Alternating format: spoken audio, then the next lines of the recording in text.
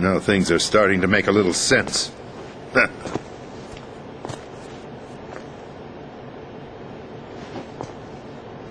Switch over to nano-communication so nobody can listen in. Yes, sir. Do you read me, sir? Yes. Mr. President, it's my understanding that the terrorists have managed to input the code sequence necessary for launching a nuclear strike. That's correct. I punched the sequence in myself. You're working for them? If you asked me 2 hours ago, my answer would have been yes. Right now, they're keeping me alive until my vital signs are reconfirmed. They betrayed you? I wouldn't quite put it that way. I wanted power. They sought destruction. But why stoop to terrorism? I wanted absolute power. But you're the president. You have power. No, I'm just a figurehead. What? I don't have any control.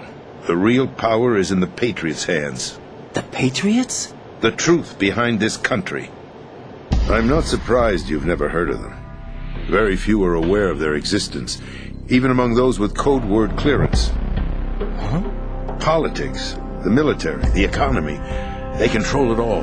They even choose who becomes president. Putting it simply, the Patriots rule this country. No. Hard to believe, isn't it? But it's the truth. The space defense, income tax reduction, and national missile defense programs. Every policy that's been credited to me was actually done according to their instructions. Space defense was initiated by Congress. That's what the Patriots want the country to believe. It's all a show. Democracy is just a filler for textbooks. Think about it. Do you actually believe that public opinion influences the government? No. This country is shaped and controlled as the Patriots see fit. The people are shown what they want to believe. What you call government is actually a well-staged production aimed at satisfying the public. Huh? Don't look at me like that. I'm legally sane, you know. It's not your sanity that worries me. The Patriots. Even I don't know who the actual members are. Are they financial, political, or military leaders? No one knows who the Patriots really are. Even my instructions come from a cutout. All I've been told is that every key decision is made by a group of 12 men, known as the Wise Men's Committee. Your office? The White House? Merely puppets, pawns in a game. By pledging my loyalty, an insignificant son of a senator was awarded the presidency. Of course, that wasn't the only price I had to pay. What do you mean? Even if a pawn becomes a queen, it is still just a playing piece.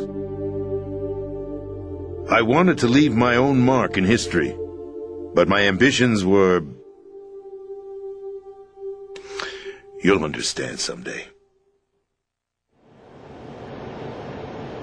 I wished to be a member of the Patriots.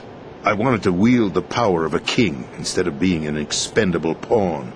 And that justifies acts of terrorism? Yes. I'd intended to use the new Metal Gear as a bargaining chip. Bargaining chip?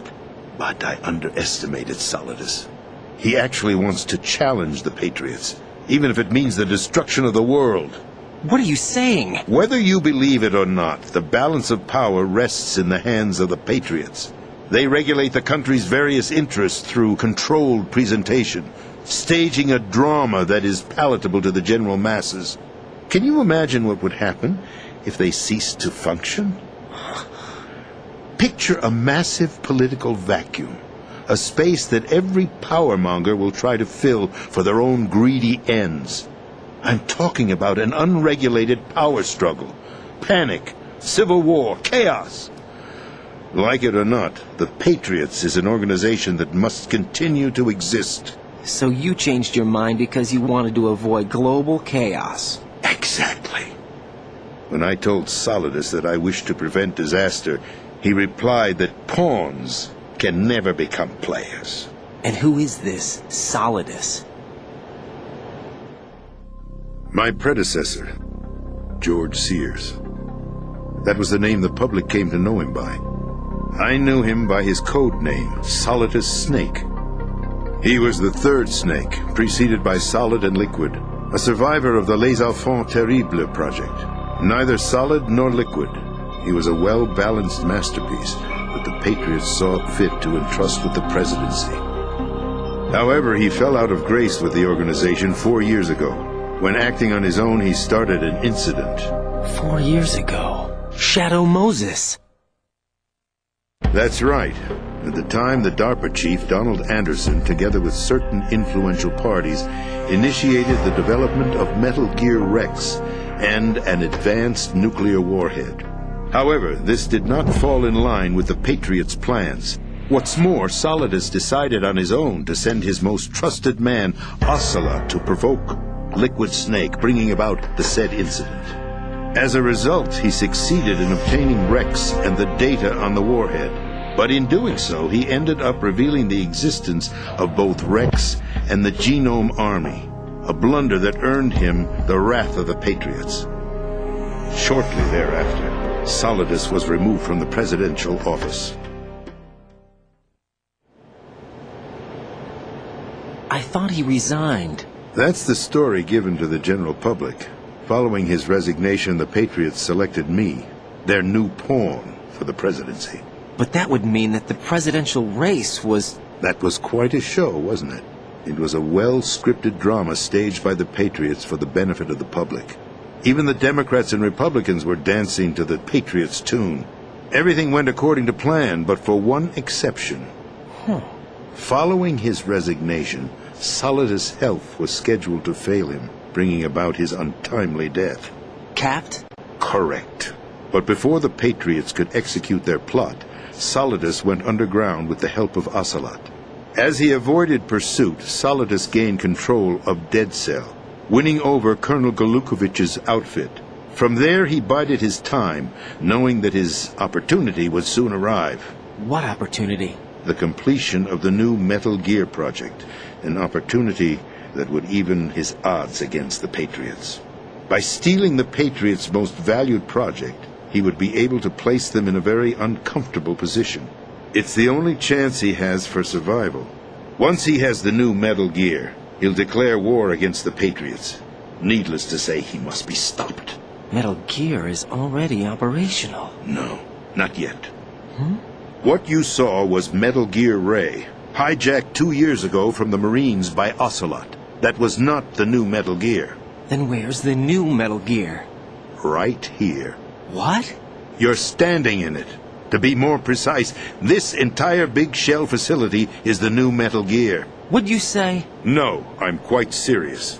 The upper structure that you've seen is camouflage, designed to represent an offshore cleanup facility.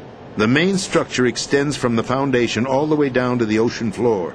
The connecting elevator is located on the B2 floor of the Shell 1 core. Arsenal Gear. That's the code name for the new Metal Gear. Arsenal? That's right.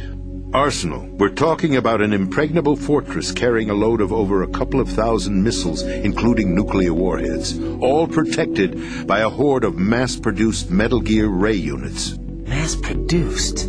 The Ray unit was originally designed for the Marines to be used as a countermeasure against the Metal Gear variations throughout the world. The Patriots had Ray redesigned to protect the new Arsenal Gear. So now anti-Metal Gears are guarding a Metal Gear. Ironic, isn't it? That's not all. Arsenal Gear has full access to the military's tactical network, giving it the ability to exercise absolute control over our nation's armed forces, not to mention our nuclear armament. In short, Arsenal was created to be the core of our country. What kind of idiotic weapon? Weapon? No. You're not seeing the full picture. Arsenal Gear is more than just a military tool. It is a means to preserve the world as it is. It will establish a new form of control. The Patriots will use it to keep their place as the country's true rulers. Right now, they feel pressured and threatened. By what? They fear an overabundance of digital information. The world will drown in the coming flood of information, and they along with it.